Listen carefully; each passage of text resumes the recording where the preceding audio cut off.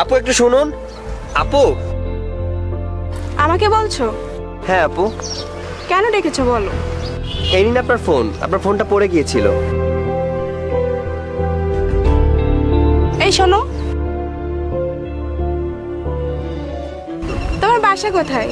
তোমার বাসায় কে কে আছে? আমি বাসায় একা থাকি, আমার বাবা মা মারা গেছে। আচ্ছা দাঁড়াও,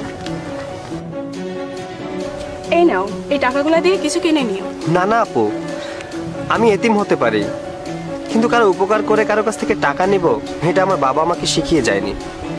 আপু, আপনার মোবাইল পেয়ে আপনাকে ফেরত দেওয়াটা আমার দায়িত্ব ছিল, তাই আপনাকে ফেরত দিয়েছি। আমি টাকা নিব না আপু। তুমি অনেক সুন্দর করে কথা বলো, তোমাকে আমার অনেক ভালো লেগেছে। প্রতিটা মানুষের জীবনে তোমার মতো একটা মানুষের প্রয়োজন, যেমন আমার তোমাকে চাই।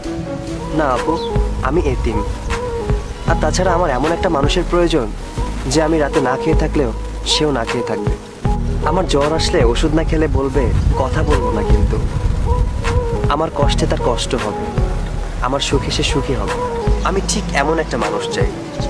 আচ্ছা, আমি যদি ওই মানুষটার মতো হতে পারি, তাহলে কি তোমার মনের ঘরে আমাকে বসবাস করতে দিবে? আমার সামনে নিজেকে আর কখনো এতিম বলবে না। আমার বাবা তোমারও বাবা, আমার মা তোমারও মা, ঠিক আছে? আমার শুধু একটা ঘর আছে, আর কিছুই নেই। আমার বাবা আমার জন্য তার দোয়াটুকুই রেখে গেছে, আর কিছুই রেখে যায়নি। আমার ঘর বাড়ি কিছু লাগবে না, আমার শুধু তোমাকে চাই। ওকে, আই লাভ ইউ। অবশেষে তুমি এসে সাজালে মনের শহর।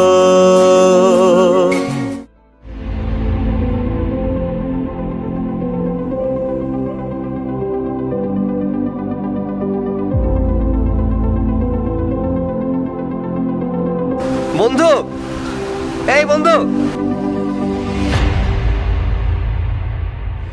কিরে বন্ধু, কথা না বলে চলে যাচ্ছিস? আমি তোর কিসের বন্ধু, আর আমাকে বন্ধু বলিস কেন? কিরে বন্ধু, ভুলে গেছিস নাকি? ভুলে গেছি মানে?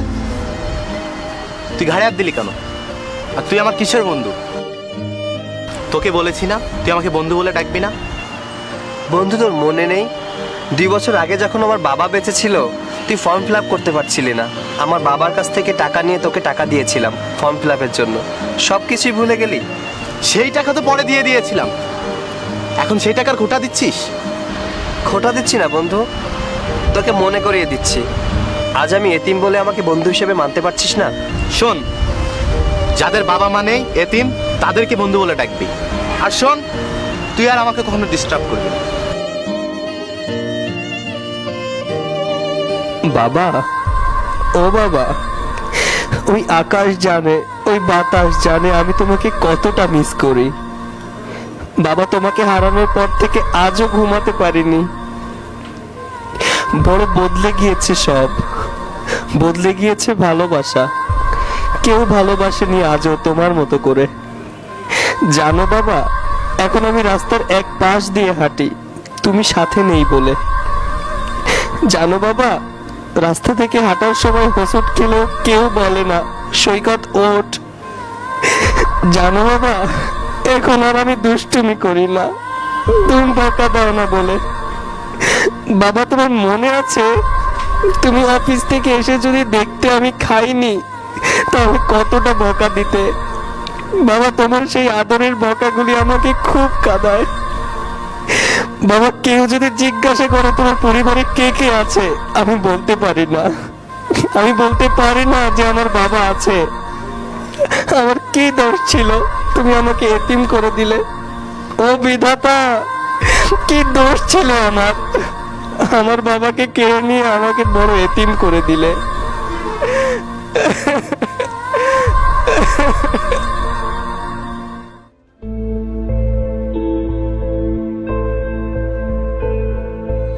ভাইয়া, আমাকে 10টা টাকা দিবেন ভাইয়া, আমার বাবা আমাকেও নেয়। আমি একটা জামা কিনবো ভাইয়া, আমাকে 10টা টাকা দিবেন। তোমার বাড়ি কোথায়? আমার বাড়িঘর তো নাই, যেখানে রাত হয় সেখানে ঘুমিয়ে পড়ি। আচ্ছা দাঁড়াও, আমার কাছে তো খুচরা নাই। তোমার খুচরা লাগবে না, তুমি এটা নিয়ে যাও, আর শীতের কাপড় কিনে নিও। যাও।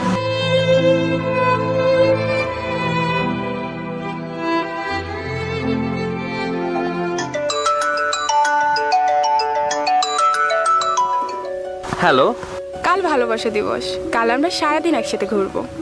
কিন্তু কোনো কিন্তু নয়, আর তোমার জন্য কাল বড় একটা সারপ্রাইজ আছে। ওকে।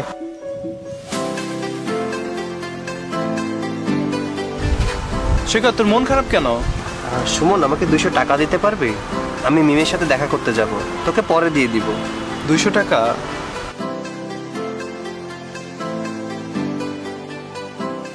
আমার কাছে তো 220 টাকা আছে, 100 টাকা নিতে পারিস।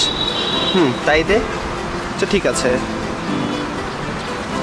থ্যাংক ইউ বন্ধু।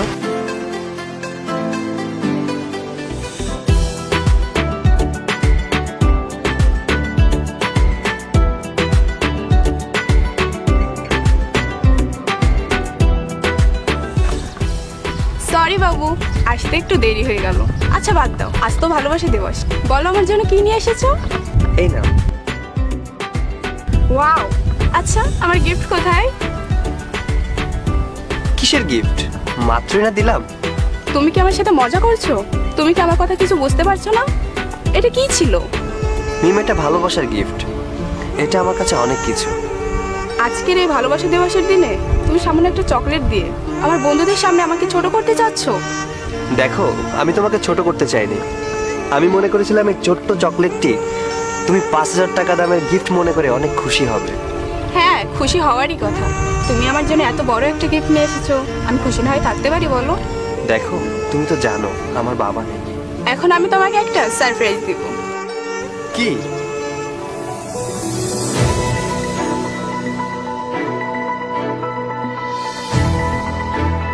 Happy Valentine day.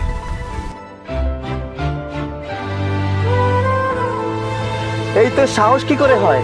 তুই আমার কলিজাকে আংটি পরাস? আমি মিমকে ভালোবাসি, মিম শুধু আমার।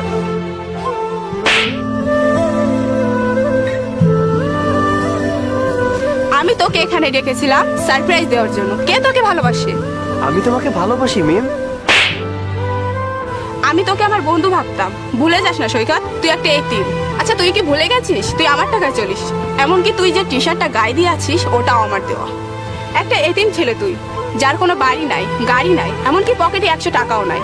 তোকে আমি এতদিন সাহায্য করেছি কি তুই ওর সামনে আমাকে ছোট করবি এজন্য? তোর টাকা লাগবে তো? দাঁড়া দিচ্ছি।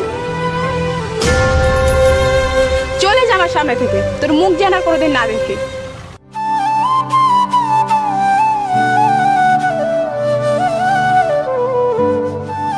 আমাকে মাফ করো ভাই, আমাকে মাফ করে দিয়েন। আমি তো ভুলে গিয়েছিলাম আমি এতিম। আমি এটাও ভুলে গিয়েছিলাম আমি যে তোমার টাকাতে চলি। আমার যা কিছু আছে সবই তো তোমার দেওয়া। তোমার টাকা দেওয়া লাগবে না, এমনিতে যা দিয়েছো সারা জীবন তোমার চাকর হলেও তার ঋণ শোধ করতে পারবো না। আজ তোমাকে কিছু কথা বলতে চাই। তুমি যদি আজ আমার শরীরটা কেটে টুকরো টুকরো করে দিতে, তবু আমি এতটা কষ্ট অনুভব করতাম না যে কষ্ট আমি তোমার কথা শুনে পেলাম। আমি তো তোমাকে বলেছিলাম আমার বাবা মা কেউ নেই, তাহলে আজ আমাকে এখানে ডেকে এনে এত বড় শিক্ষা দেওয়ার কোনো দরকার ছিল না, কারণ তুমি একটা মস্ত বড় ধোঁকাবাজ।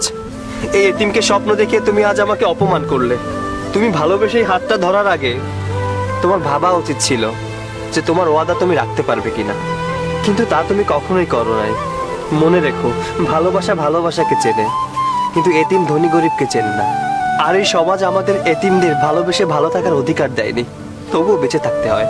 তুমি বলেছো না তোমার সামনে থেকে সরে যেতে, আমি না আর কোনো দিন তোমার সামনেও আসবো না। আর তুমি যা যা দিয়েছো সব আমি লিখে রেখেছি।